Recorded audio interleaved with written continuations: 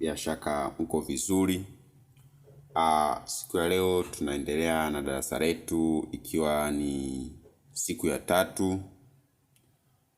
Tunaendelea na darasa letu la copywriting. Ni siku yetu ya 3, tunaendelea na hili darasa la copywriting. Mada ya leo tunaenda kujifunza formula ya AIDA. Formula maarufu sana kwenye mambo ya copywriting, lakini pia inayotumiwa na makopywriter wengi zaidi duniani. Tujikumbushe kwanza kidogo kwenye copywriting, tuweze kugusia baadhi ya mambo kidogo. Naona tunapozungumzia copywriting tunasema ni ule ujuzi wa kupangilia maneno ili biashara yako iuzike zaidi mtandaoni. Kwa ule uwezo wa kuweza kupangilia maneno ili biashara yako iweze kuuzika, ndio tunazungumzia copywriting. Ujuzi huu ni wa msingi sana, kwa sababu ndio ujuzi pekee utakao kusaidia wewe kuweza kuuza mtandaoni. Pasipokuwa na ujuzi huu, biashara yako huwezi kuona mafanikio, kwa sababu ili uweze kuona matunda, watu wanahitaji kuona namna ambavyo utaifikisha biashara yako kwa watu, au namna nzuri ambayo utaisemea biashara yako kwa watu. Ndio copywriting. Sasa kuna hii hapa formula maarufu sana. Formula inaitwa AIDA, ambayo ni kifupisho cha maneno manne. Hii formula ni ya msingi sana tunapokuja kwenye swala la copywriting. Ni ya msingi sana, na ukizingatia itakusaidia. Formula ya AIDA inatumika unapokuwa unaandaa kampeni. Katika darasa la jana tulifundishana namna ya kuandaa kampeni. Umeona, kwa ajili ya biashara yako unataka kupromote, jinsi ambavyo unaweza kuandaa kampeni. Sasa nadhani leo tunaendeleza kile tulichojifunza siku ya jana ili kuweza kufanya implementation yake. Kwa hiyo unapokuwa unaandaa kampeni kwa ajili ya tangazo la kibiashara, kuwa shared kwenye social network kama Facebook, Instagram, YouTube, umeona mpaka zile Google Ads ambazo tunaziona kwenye website. Zile unapokuwa unaandaa, ni muhimu sana ukazingatia hii hapa formula ya AIDA. Ni muhimu sana kwa sababu ukifuata hii formula utaweza kufanya vizuri sana. Tangazo lako litaweza kufanya vizuri sana. Kampeni yako itaweza kufanya vizuri sana kwa sababu umefuata hii hapa formula. Kwa hiyo unapokuwa unaandaa kampeni kwa ajili ya Facebook Ads, Google Ads, Instagram Ads, YouTube Ads, ni muhimu sana ukazingatia matumizi ya hii hapa formula. Itakusaidia sana. Hii formula ni ya msingi sana. Kwa hiyo nitaomba tuweze kusikilizana ili uweze pia na shauri uweze kuielewa vizuri zaidi hapa formula. Okay. Sasa tunaona kwamba AIDA. Okay, AIDA ni nini? Nimesema kwamba ni kifupi cha maneno makubwa manne. Ambapo yale maneno manne kuna attention, kuna interest, kuna desire, alafu kuna action. Hivi ndio vitu vikubwa vinne sana ambavyo inabidi uvizingatie unapokuwa unaandaa campaign, unapokuwa unaandaa tangazo, unapokuwa unaandaa caption kwa ajili ya kushare. Ni kitu cha msingi sana ambacho inabidi uweze kukizingatia, kwa sababu ukizingatia hiki kitu, tangazo lako litaweza kufanya vizuri. Umeona? Au kama ni issue ya campaign, umeona, kuweza kufanya ukafuata hizi hapa principle kubwa 4, itaweza kufanya vizuri sana kwa sababu ni ya msingi sana, ni ya msingi sana, ina umuhimu wake. Sasa tukija kwenye kipengele cha attention. Attention, tukizungumzia attention, ni namna ambavyo utatengeneza mvuto kwa mtu kupitia kampeni yako. Yaani mtu akiweza kuona aweze kukamata. Na hapa tusikilizane kwa umakini. Ndio maana nasisitiza tujue graphics. Na graphics kuweza kujua unahitaji kufanya mazoezi ya mara kwa mara.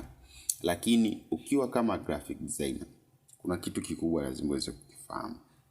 Lazima ukubali kukosolewa. Yaani ukubali kukosolewa, kwa sababu unapokuja hili swala la kuweza kufanya kitu fulani au kutengeneza kitu fulani, kubali kukosolewa, kwa sababu unapokosolewa unajifunza.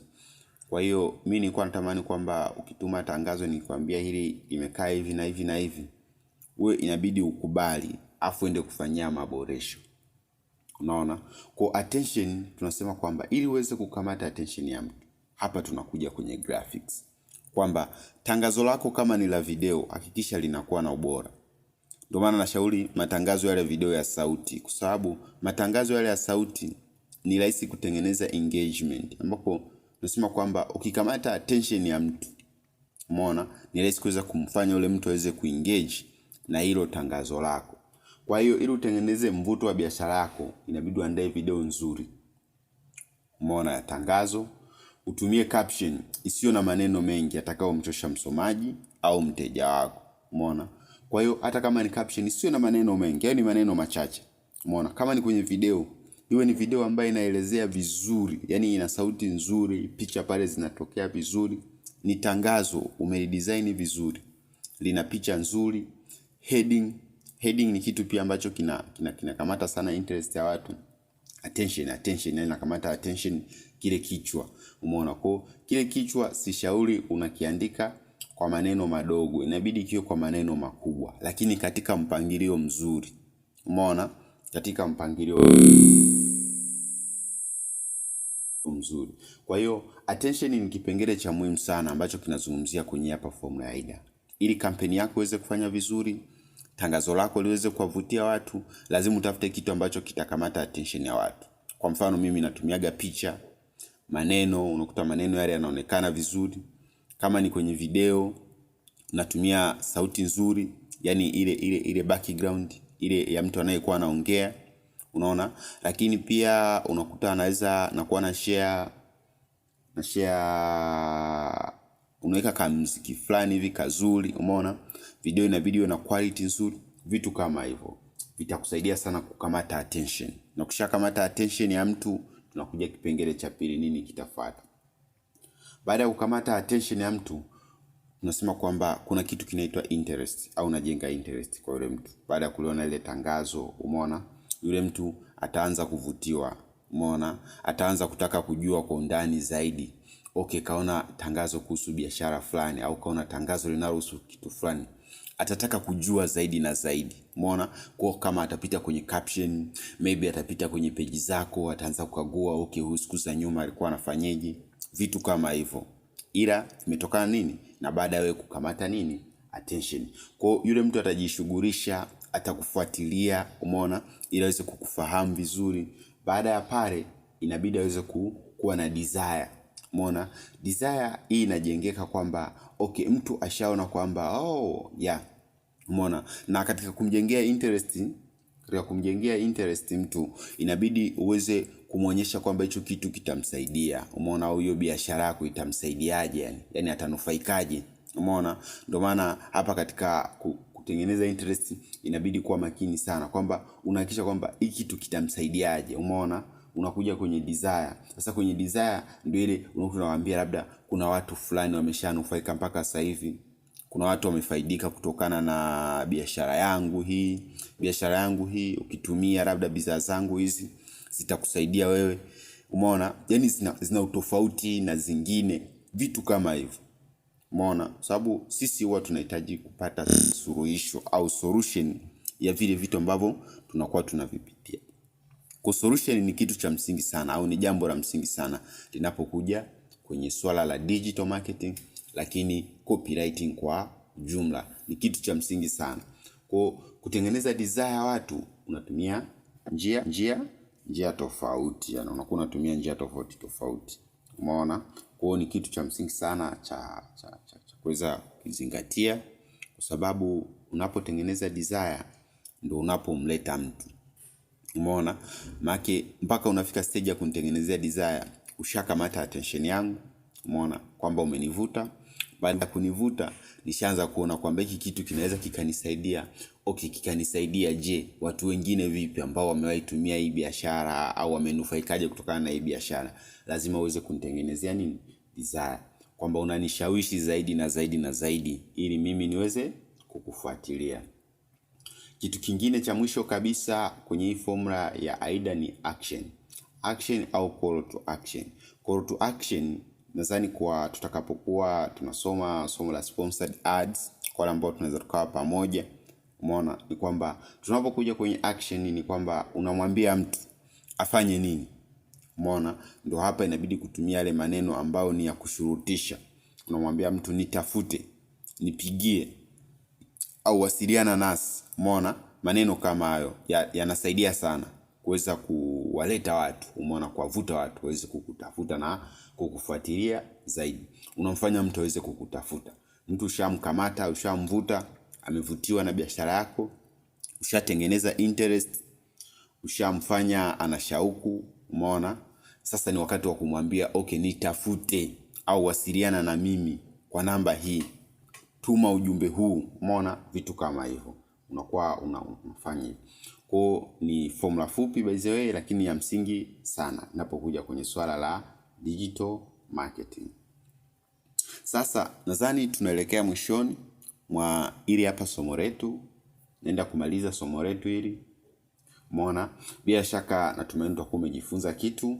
Sasa ni zamu ya kuweza kufanyia kazi hiki ambacho tumejifunza. Hata ukifanyia kazi, tunarudi kwenye ile kazi niliyotoa siku ya jana ya kuandaa kampeni. Unarudi kwenye ile tangazo ulilolitengeneza. Uweze kufanya kwa kufuata hii hapa formula ya AIDA. Uhakikishe kwamba je, hiki kitu mtu akikiona atavutiwa?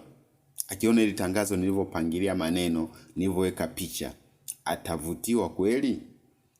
Umeona, nataka tuweze kuweka kwa tangazo. Umeona, tangazo. Ila tangazo litakuwa la video. Linki ya tangazo la video nitaituma tena. Nitarudia kuituma kwa sababu natamani tuweze kujua kutengeneza matangazo ya video, kwa sababu ndio yanayotengeneza engagement kubwa. Nikisema engagement kwamba watu watakufuatilia zaidi wakiwa na tangazo la video.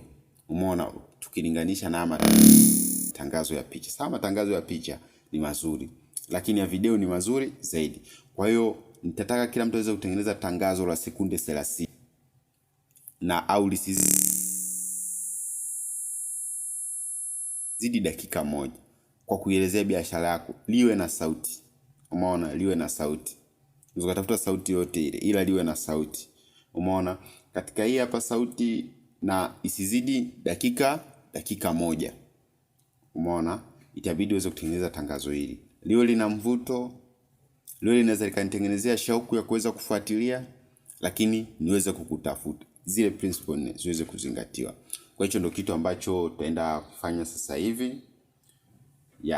Kwa hiyo na tumaini utakuwa umejifunza kitu. Kwa mantiki hiyo, tukutane darasa lijalo au day 4 ya siku ya darasa letu la nini la copywriting. Tumejifunza formula ya AIDA, formula maarufu sana kwenye upande wa copywriting, formula ambayo itakusaidia wewe kuweza kuwafanya watu wakutafute, lakini wavutiwe zaidi na biashara yako.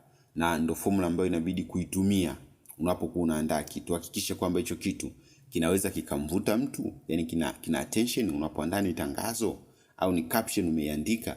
Je, itakamata attention yangu, itanivutia? Baada ya hapo, je, itaniletea interest, itamletea interest mteja?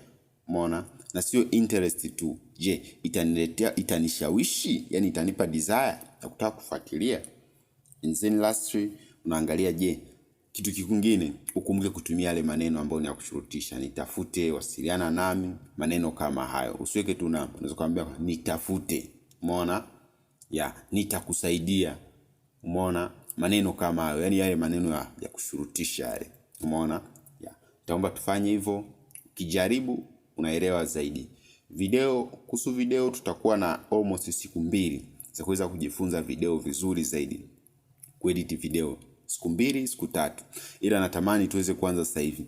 Ujaribu wewe mwenyewe kufanya. Naamini utaelewa zaidi ukifanya wewe, afu baadaye nikija kuelekeza. Uzuri nitatuma video ambayo ina mafunzo initial ya mwanzoni kabisa kuhusu kutengeneza hizi hapa nini tangazo la kivideo. Baada ya hapo